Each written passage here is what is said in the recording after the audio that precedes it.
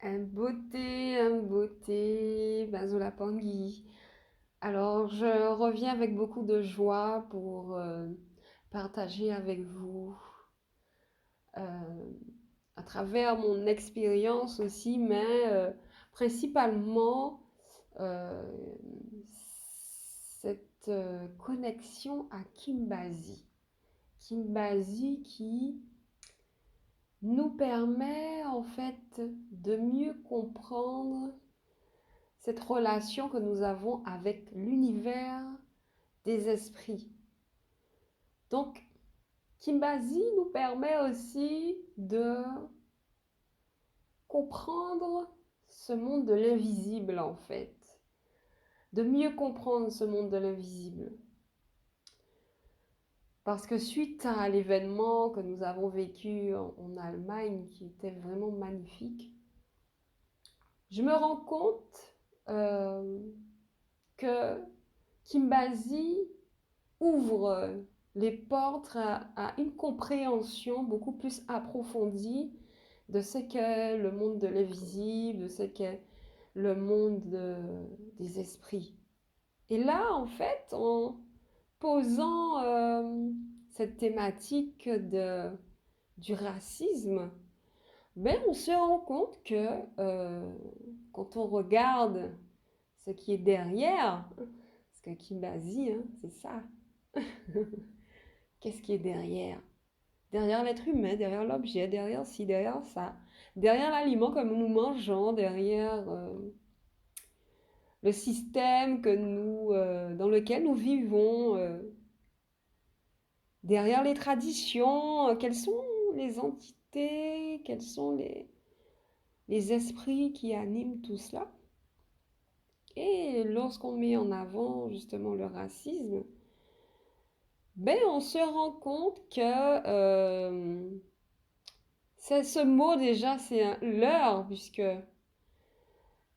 être raciste c'est quoi? C'est avoir une perception de l'autre qui est totalement erronée suite à une idéologie, un paradigme, ou sinon une façon de percevoir en fait, percevoir la réalité qui est erronée. Mais quelles sont les entités qui sont derrière tout ça? Voir un mélanoderme qui a des propos racistes envers un leucoderme, donc un noir qui a des propos racistes envers un blanc, ben, nous sommes quand même tous humains, nous avons tous notre particularité, nous avons tous une mission de vie spécifique. Nous avons tout ce côté individuel qui fait que nous sommes différents en fait, que nous soyons noirs, blancs. Même en tant que noirs, mélanodermes, nous avons nos particularités.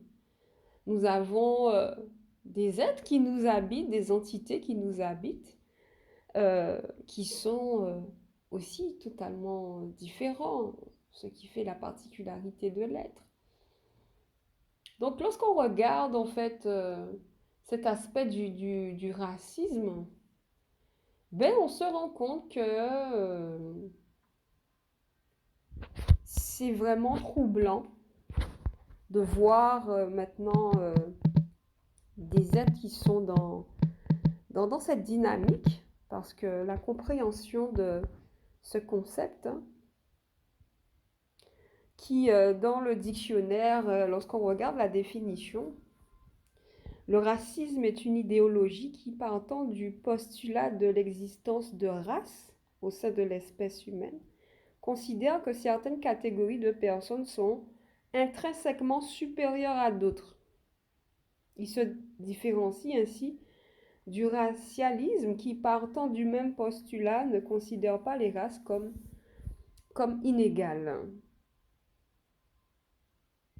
Voilà, donc quand on regarde justement, en fait, hein, c'est cette idéologie qui s'exprime à travers le racisme, ben, on peut comprendre vraiment que ce concept du racisme met un désordre planétaire qui fait que les êtres se mettent se font la guerre par rapport à cela. Lorsqu'on regarde, hein, les êtres se font la guerre par rapport à cette idéologie de racisme. Donc, est-ce une posture qui permet l'harmonie de l'humanité? Ou est-ce une posture qui amène le désordre et les conflits? Donc, rien qu'en ayant cette analyse, on peut voir derrière qu'est-ce qu'il y a. On peut voir, déceler et percevoir que ce sont des entités qui ont pour mission de mettre le désordre et mettre la guerre entre les êtres humains. Donc moi, en fait, par rapport à mon expérience, j'ai vécu ce mouvement. Je suis entrée dans ce mouvement kamitiste quand il y a de ça à peu près, on va dire 5 ans à peu près, où ben, on a envie de découvrir son ancestralité, on a envie de découvrir son histoire, on veut savoir qui nous sommes, d'où nous venons, euh, découvrir véritablement c'est quoi la tradition. Ben, du coup, on a ce mouvement-là qui est en place et qui aussi permet d'entrer dans une phase qui va permettre à l'être de voir en fait des informations qui étaient cachées et qui permet de sortir dans un état d'ignorance et passer dans la recherche de ce que l'on est. Donc ce qui est intéressant avec ce mouvement kamitiste, c'est pouvoir en fait entrer dans un amas d'informations qui va nous permettre de mieux comprendre certains aspects de ce que nous sommes. Mais en même temps, il y a cet appel à vouloir faire la guerre à l'autre. Parce que moi, je l'ai vécu pleinement, en fait. Ça, je l'ai vécu pleinement. Et je l'ai vécu avec d'autres frères et sœurs. Donc, j'étais pas la seule. Donc, on a envie de vouloir voir le changement. On a envie qu'on nous laisse de l'espace pour pour qu'on puisse faire ce qu'on veut, en fait. Et il y a des injustices, on réclame tout ça, on réclame réparation, réparation, réparation. Quitte à se mettre en conflit avec les forces de l'ordre, ça je l'ai vécu, à me mettre en conflit avec les forces de l'ordre et vouloir même s'imposer de manière très forte, de manière à repousser ces forces-là, mais euh, il est clair qu'il y a un système qui est en place hein, depuis des années. Il y a un ordre, l'ordre occidental qui s'est installé, qui se sont imposés sur le territoire avec détermination. Il y a un réseau qui est structuré d'une certaine manière, qui fait que ben, les choses sont très difficiles de prendre cette voie-là, cette voie de l'opposition, cette voie de la confrontation. Et c'est clair que ça fait très mal lorsqu'on rentre dans ça parce que on est toujours perdant. Parce que l'ordre qui est derrière, en fait, cette organisation qui est derrière, quand on regarde tout ce qui est derrière, il est clair qu'il y a des êtres qui sont très malins, il y a des êtres qui sont très méchants, il y a des êtres qui ont une posture très déterminée à vouloir faire les êtres qui s'éveillent à entrer dans une sorte de processus de nuisance, d'auto-nuisance en fait. Hein. C'est-à-dire l'être va même nuire à lui-même en pensant que vouloir s'imposer comme ça et réclamer réparation qu'il aura l'espoir d'avoir euh, cet espoir d'avoir. Donc c'est toute une machination, c'est toute une manipulation déjà, une stratégie qui est déjà mise en place par toutes ces forces qui bien sûr derrière, parce que le truc en fait avec Kimbasi, ce qui est intéressant et magnifique, c'est qu'on arrive encore à déceler en fait toute cette machination, cette manipulation qui est derrière et comprendre au final que il y a d'autres voies à prendre en fait. Ça nous permet de développer une certaine intelligence pour se positionner différemment, de manière à découvrir qui l'on est déjà, parce que même euh, nos dirigeants, même lorsqu'on regarde derrière, on regarde les actes, déjà la manifestation de ce qu'ils font.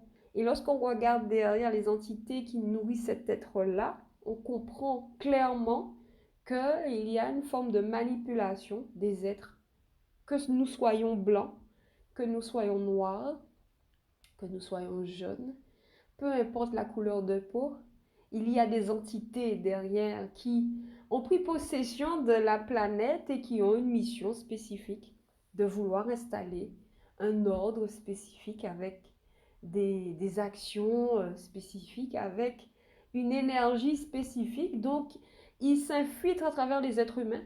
Que nous soyons blancs, noirs, jaunes, verts, bleus, peu importe, là, ils ont des outils pour infiltrer les êtres humains de manière à s'installer et pouvoir nourrir leur matrice originelle, leur matrice en fait qui a besoin de l'énergie humaine pour vivre en fait, pour survivre. Et du coup, à travers cela, on comprend que cette histoire de racisme-là n'a pas de sens en fait. C'est encore une manipulation de cet ordre-là qui a mis cette idéologie dans la tête des humains et les faire comprendre que cette lignée-là est plus supérieure que l'autre. Donc c'est comme ça en fait, peu importe, on parle du racisme, ça peut être dans d'autres idéologies encore, hein. Il y en a énormément.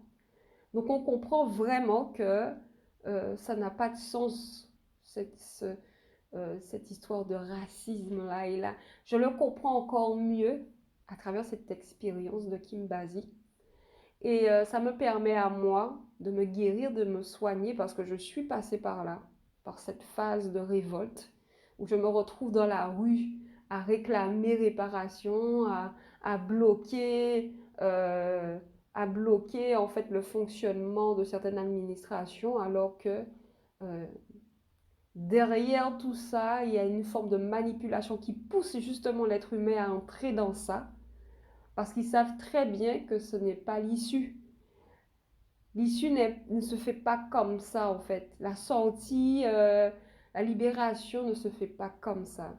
C'est eux-mêmes qui ont permis, à travers des lois, de permettre aux aides qui sont révoltés de se mettre dans la rue, mais de manière cadrée. Donc on voit encore que c'est une organisation, il y a cette chose-là qui a été mise en place, et ils cadrent les êtres humains comme ça. Là, tu peux te révolter dans la rue, mais attention, faut pas aller au-delà de cette limite. Donc on voit que c'est sous contrôle toujours, hein. C'est sous contrôle.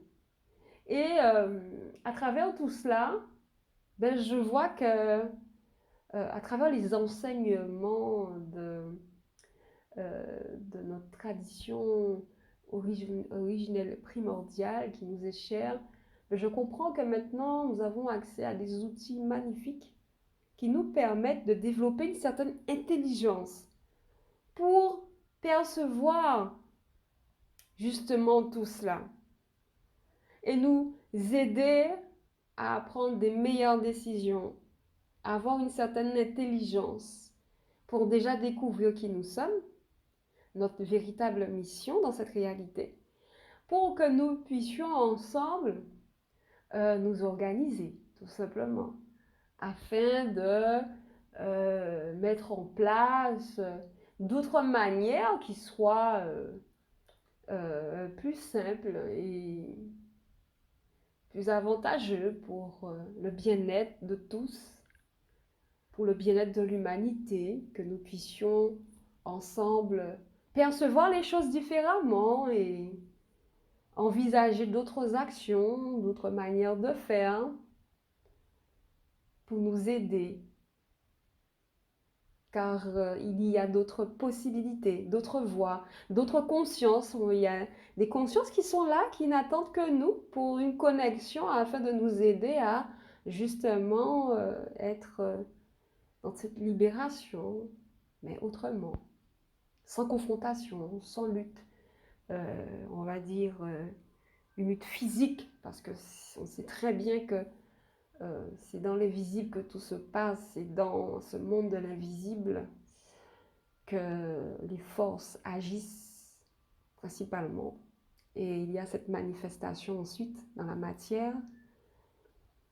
Donc, à travers tout cela, il est clair que les enseignements de notre tradition primordiale, les enseignements que nous transmet et que notre Ntoumoi réactive en nous, nous permet de comprendre encore mieux ce qu'il y a derrière chaque chose, chaque objet, chaque être humain, chaque aliment que nous mangeons, derrière une entreprise, ce qu'il y a derrière l'entreprise, ce qu'il y a derrière un système, une civilisation, une tradition. Donc c'est vraiment très large, c'est-à-dire que ça nous permet d'explorer un peu plus en profondeur la nature même de l'énergie qui se trouve derrière. Et cela nous permet de mieux nous positionner de manière à ce qu'on puisse faire les meilleurs choix pour maintenir ou entretenir ou encore être sur notre véritable voie.